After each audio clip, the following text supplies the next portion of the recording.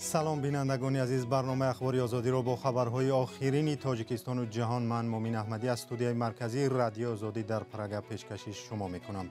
امروز 8 ایول است. نخست توجه کنید به سرخط موضوع برنامه. پارلمان اروپا در رابطه با حادثه های بدخشان قطعنامه صادر کرد. مخالفان میگویند قطعنامه این اتحاد تأثیری به حکومت تاجیکستان ندارد. ما از حکومت تاجیکستان میخواهیم ضمانت بدهد که مقامات انتظامی بر اساس مقررات قانون فعالیت کرده به حقوق انسان و آزادی های بنیادی احترام بگذارند. شینزو آبه سروزیر سابق ژاپن که به سویش تیر پرانده بودند از زخم‌های برداشته در بیمارستان درگذشت. ماه ایول در تاجیکستان ساکنان معاشی بلندتر میگیرند ولی با بالا رفتن نرخ محصولات آن را برای زندگی ناکفایه میدانند. 800 سومون اویلیگ میگیریم. بودجه ما همون طبیعی فقط نرخ بلند نکنه. حاضی ما اویلیگ گرفتگی نیستیم اونجا میبینی که بازار در نرخ برداشتگی. وکیلان پارلمان اروپا در نشست رویدادهای خارق و روشن بدخشان را که در نتیجه آن 10 نفر کشته و بیش از 200 کس دستگیر شدند بررسی کردند. آنها روز 7 ایول قطعنامه را قبول کرده چند خواست خود را از حکومت تاجیکستان بیان داشتند. خلاصه اش را همکارم کیومرثی عطا میگوید. پارلمان اروپا از تلفات در جریان تظاهرات در بدخشان ابراز تأسف کرده حکومت تاجیکستان را برای سرکوب خشونتبار اعتراضگران، خبرنگاران و دیگر فعالان مدنی محکوم کرد. شهر خارق و ناحیه روشن بدخشان ماه می امسال شاهد تظاهرات مردمی ناراضی و عملیات به گفته مقامات ضد تروریستی بودند. در قطعنامه‌ای که روز 7 ایول قبول شد، پارلمان اروپا از حکومت تاجیکستان خواسته است به حقوق و آزادی‌های بنیادی آدمان در بدخشان و گوشه‌های دیگر کشور احترام گذارد. اتحاد اروپا وضع در ولایت مختار کوهستان بدخشان را همواره پیگیری می‌کند و ما از سرکوب فعالان مدنی، خبرنگاران مستقل در ولایت و فراتر از آن در تمام کشور عمیقاً نگران هستیم. ما از حکومت تاجیکستان می‌خواهیم ضمانت بدهد که مقامات انتظامی بر اساس مقررات قانون فعالیت کرده به حقوق انسان و آزادی‌های بنیادی حتی در زمان بحران‌های امنیتی احترام بگذارند.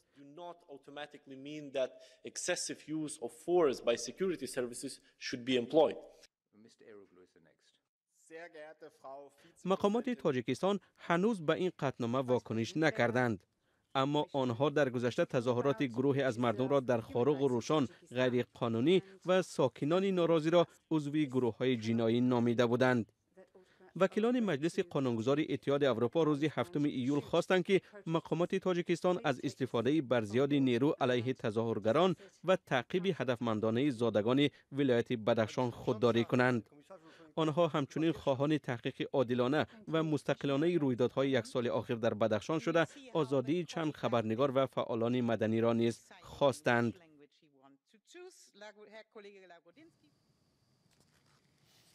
خلاصه قطعنامه پارلمان اروپا در پیوند به حادثه‌های خونین بدخشان بود. درباره این قطعنامه پیش از برنامه با علیم شیرزمانov فعال مخالفان در خارجه صحبت داشتم و از او پرسیدم که برداشتش از قطعنامه چیست، تا کجا آن واقعیت را نشان داده است. قطعنامه خوب است لیکن قطعنامه سر وقتی نیست. اگر چنین تحریماتی که امروز نسبت روسیه وارد شده سال 2014 وارد می شدند، امروز ما جنگ اوکراین را نمی داشتیم و اگر چنین قطعنامه سال 2012 یا از اون هم پیشتر پخش می شدند شاید امروز ضرورت چنین قطعنامه نمی بود و ما هر لحظه این سازمان های بین المللی هر لحظه از حیات عقیب میمانند. امروز علاکه همین رژیم ها پروای چنین قطعنامه را ندارند. از علیم شیرزمانov همچنین پرسیدم که تا کجا این قطعنامه میتواند تأثیر به سیاست های حکومت تاجیکستان داشته باشد و تا کجا حکومت آن را جدی میگیرد. خب پارلمان اروپا فشنگ ندارد برای رژیم رحمانوف بالای رژیم رحمانوف فشنگ ندارد که بگوید که همین را اگر اجرا نکنی قطعنامه های یعنی توصیه هایی که سازمان ملل داد در مورد زندانی های سیاسی ناحل ماندند چون فشنگ برای فشار ندارند و نیت فشار هم ندارند. از یک طرف اگر پارلمان اروپا چنین قطعنامه رو خوب پخش کند، از طرف دیگر میگوید که ما نیروگاه آبی برقی راغون را میسازیم. یعنی همین قدر میلیون ها دلار به شما میتیم در مقابل چنین جانبداری مبلغی شما باید حداقل حقوقهای شهروندان را یعنی چیز کنید، رعایت کنید. علیم شیرزمانوف فعال سیاسی بود که درباره تاثیر قطعنامه اتحاد اروپا درباره حادثه های اخیر در بدخشان صحبت کرد. شینزو آبه نخست وزیر سابق ژاپن بر اثر زخم‌های برداشته‌اش در بیمارستان جان باخته است. با او روز 8 ایول هنگام سخنرانیش در یک معرکه انتخاباتی حمله کردند. مسئولان بیمارستان گفتند آبه خون زیادی را از دست داد و آنها نتوانستند او را نجات دهند. ماموران پلیس یک مرد 41 ساله را به گمان تیرپرانی به آبه دستگیر کردند. تلویزیون ژاپن از قول گمانبر گفته است او از فعالیت‌های آبه ناراضی بود. شینزو آبه از سال 2012 تا 2020 سروزیر ژاپن بود. در تاجیکستان شروع از 1 ایول معاش کارمندان بودجوی 20% بالا رفته. اندازه حد اقل مزد مهنت از 400 سامانه پیشین در حجم 600 سامانه مقرر شد. افزایش معاش ساکنان در حال صورت می‌گیرد که در 6 ماه اخیر ارزش محصولات نیاز اولیه با سرعت بالا رفته. این شب روز شکایت‌ها از گرانی نرخ‌ها بیشتر صدا می‌دهد. گزارش براد یوسفی و علیشیر ظریفی را می‌بینیم. کارمندان بودجوی در تاجیکستان از افزایش 20% معاش ماهانه‌شان استقبال می‌کنند، اما چندان امید ندارند که این به پیشبرد روزگارشان تأثیر جدی گذارد. دلیل نگرانی آنها بالوروی به سابقه قیمت مال و محصولات در بازارها است. به قول ساکنان، حالا که معاش بالا نرفته است، قیمت اکثر مواد نیازشان بیشتر از 20% بالا رفته است و نگرانند که پس از بالا بردن معاش قیمت‌ها نیز بالاتر می‌رود. ما این فعل شریم، ما این 7 ایروی سمینه چی میگه 7 سمینه روزی کاری داریم و همین 800-900 سومون اویلیگ میگیریم. بودجه ما همون طبیعی است، فقط نرخ بلند نکنه. وزینه ما اویلیگ گرفتگی نیستیم، اونجا میبینی که بازار نرخ برداشتگی. افزایش به ادرارپولی دانشجویان بودجوی نیز ربط میگیرد. هرچند ادرارپولی دانشجویان در تاجیکستان از سطح معاش میانه نیز پایین‌تر است و به خراجات ماهانه‌شان کافی نمیدانند، ولی آنها میگویند از این اقدام دلگرم میشوند. اسپند اگر که 20% اگر که بلند شود برای استودنت به حد برای دانشجویان به حد کار خوب است، برای اینکه هر یک شرایط امروزه در برای راهگیرا یا اینکه برای یک کار علمیشون. با قبل کارشناسان بالا بردن معاش کارمندان بودجوی این یک بخش برنامه رسیدگی به مشکلات اجتماعی ساکنان از سوی حکومت است، ولی به قول آنها این برنامه با بالا بردن معاش تمام نمی شود و آن نمی تواند پورا مسائل اجتماعی مردم را حل کند. حکومت با واسطه فشنگ‌های مالیوی، فشنگ‌های استحصالات بازداشت شدیم حرکت کردن که نرخ و نوا معتدل باشد، دسترس باشد، لیکن در تمام جهان من امریکا، اروپا و دیگر دولت‌ها همه جا نرخ بالا رفته است. این یک پدیده جهانی شده است و وظیفه ما با این با واسطه فشنگ‌های داخلی تشکیل کردن فضای مشترک برای استحصال کننده من برای این رشد صنعت. طبق اطلاع آژانسی آمار در تاجیکستان معاش از همه کمترین را کارمندان کشاورزی و خوجگی جنگل میگیرند. بنا به اطلاع این نهاد معاش در این ساحه‌ها حدود 669 سامانی یا $59 است.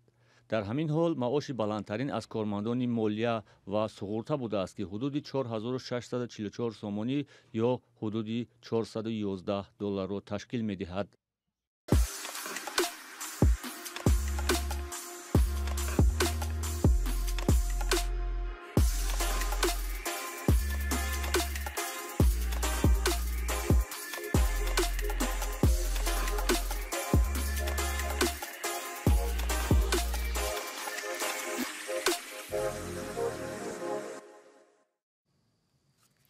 ادامه برنامه. در برخی از شهرهای تاجیکستان مقامات تلاش کردند که پیش راهی بالا رفتن نرخ‌ها را بگیرند. از جمله در شهر باختر مقامات برای 2 روز محصولات نیاز اول را به فروش گذاشتند و میگویند نرخش از بازار پایین‌تر است. اکثریت به این باورند که چنین تصمیم‌های موقتی برای پایین کردن نرخ تأثیری ندارند. همکارم علیشیر ظریفی گزارش می‌دهد. سعیدова بیبی خطیچه ساکن شهر باختر است. او در فروشگاه مخصوصی محصولات ساحه کشاورزی برای خانه‌اش خرید کرده است. مثل بیبی خطیچه دیگر ساکنان شهر به شتاب به اینجا آمدند که برای عید خرید کنند. سبزی میگیریم، پیاز میگیریم، پرچم میگیریم. آرد و روغن، میوه و سبزیجات و دیگر محصولات اولیه برای دسترخوان ایدانه ساکنانی که امکان خریداری با نرخ گران را نداشتند. این فروشگاه دیروزه با تشبث حکومت شهر باختر به خاطر عید قربان راه اندازی شده است. بازارهای حاجی شریف، فراوان و چند شرکت کشاورزی محصولات مختلف را برای ساکنان پیشنهاد کردند. نرخ بازار تا 3 سوم ارزان، 1.5 تا 3 سوم ارزان کردیم. گوشت 58 سوم فروختیم. تخم 1 سوم فروختیم. دانشه. ماه‌های اخیر نرخ آرد و روغن و دیگر محصولات بالا رفت. تخم در اینجا 30 سوم پچکش، در بازار 40 سوم. انگور 10 سوم در اینجا من خریدیم 4 کیلو انگور 4 سوم گرفتیم. اسم بازار خیلی ارزان است. ولی ساکنان میگویند در یارمارکه‌های محصولات ساحه کشاورزی که عادتاً برای نمایش گذرانده می‌شود، امکان خریداری محصولات زیاد را ندارند. با گفته آنها این فروشگاه‌ها 1 یا 2 روز بوده محصولاتی که به فروش گذاشته می‌شود خیلی کم است. گزارشی از شهر کولاب. کودکی که با وزن رکوردی در کولاب تولد شده بود 5 ساله می شود و هنگامی به دنیا آمدن 8 کیلو وزن داشت. همکارم محمود جان رحمتزاده گزارش می دهد. وقت 4 سال پیش این کودک در یکی از زایشگاه‌های کولاب به دنیا آمد. گفتند رستم از نو زاده شد، چون او 8 کیلو وزن داشت. نامش را رستم گذاشتند، چون بنابر شاهنامه فردوسی رستم همین گونه به دنیا آمده بود. امروز رستم 4 سالگی را پر کرد و به سن 5 قدم ماند. خانواده‌اش میگوید فعل رستم آنها به رستم شاهنامه مانندی دارد. قد و قامتش هم از همسالانش فرق میکند. اما بیبیش از آن گله کرد که در کلان کردن او سختی ها کشیده اند. برای عذاب بسیار کشیدیم. ما فقط مثال به شیری مثال اوچه شیر نداشت، شیری مغازین مثال چی نمیکرد. با رستم 2 مادر شیر داده است، اما شیری 2 مادر هم به او بسندگی نمیکرده است. برایش شیری گاو و بوز هم میداده اند. پزشکان یا طبیبان هنوز زمانی زایده شدنش گفتند چون این طفل با این وزن در تاریخ تاجیکستان باری اول به قید گرفته می شود. تولد رستم سر و صدای زیادی را در کولاب و منطقه به بار آورد. هر نفر میخواست درباره او و مادرش تخمینه معلومات داشته باشد. رادیوی آزادی از آن واقعه گزارش داده بود. حالا خواستیم زاد روزش را تبریک گوییم. سر و صدای زیادی هم پخش شد که خانواده رستم از مقامات تحفه های زیاد دریافت کرده اند. اما بیبی رستم گفت که گرفتن تحفه یک طرف است، حتی از مقامات کسی به سراغشان نآمد.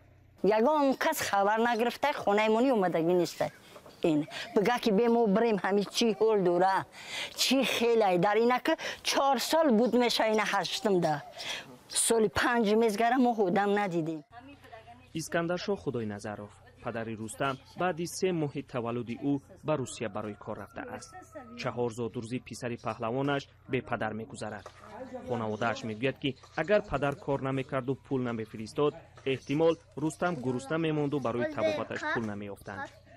حالا بیبی از رستم پهلوانی خردکک آینده نیک را انتظار است. محمود جان رحمتزاده، آزادی، کولاب. جان دل جان گفتم گفتم. پایان برنامه. مقاله های خواندنی و نوار و عکس های دیدنی بیشتر را در وبسایت azadi.org و صفحه های رادیو آزادی در فیسبوک، اینستاگرام، تلگرام و توییتر بخوانید. تا دیدار، خدا نگهدار.